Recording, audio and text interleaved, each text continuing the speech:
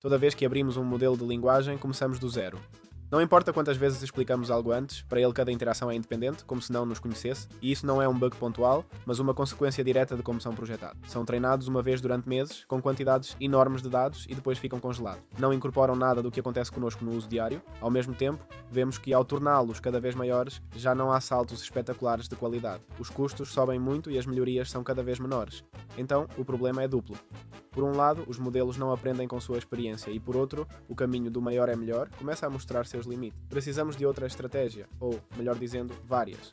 Podemos imaginar a inteligência artificial como um estudante brilhante, mas com uma memória desastrosa. Todo dia ele acorda sem lembrar quais exercícios fez bem, em quais se confundiu ou quais explicações mais o ajudaram. Cada prova é como se fosse a primeira da sua vida. Isso é essencialmente o que acontece com muitos modelos atuais e com os agentes que construímos sobre eles. Enfrentam cada tarefa como se fosse nova, sem aproveitar o caminho percorrido. Diante disso, temos agora duas abordagens principais que estão mudando o cenário, uma do Google e outra do MIT, e, além disso, uma ideia de prática intensiva que os potencializa ainda mais.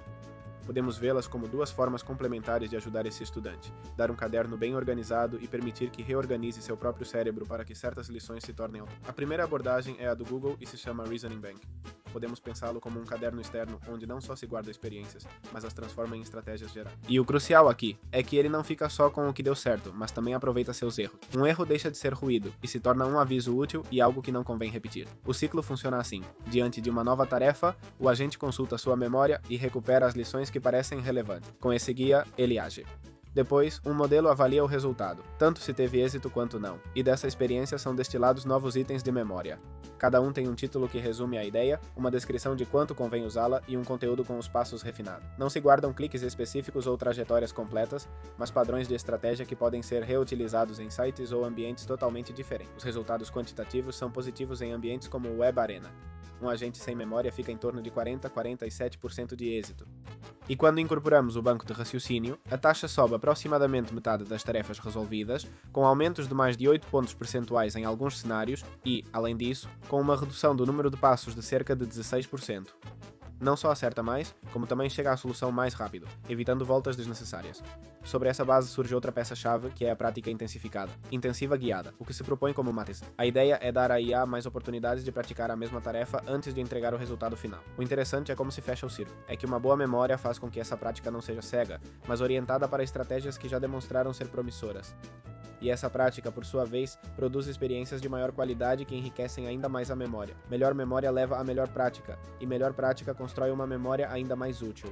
A segunda abordagem é a do MIT, que é mais radical, chamada SEAL, ou seja, Self-Editing Language Models, que são modelos de autoaprendizagem.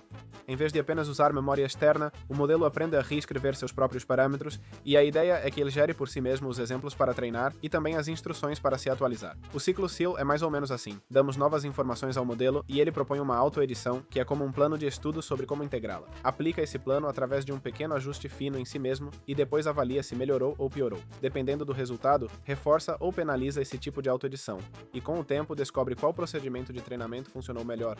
Os números mostram um salto muito grande em tarefas como Squad, a precisão sobe de 1/3 de acertos para quase a metade. Em um benchmark completo de raciocínio abstrato, onde a abordagem original com aprendizado em contexto normal obteve 0% de sucesso, a versão completa com SEAL alcançou mais de 70%.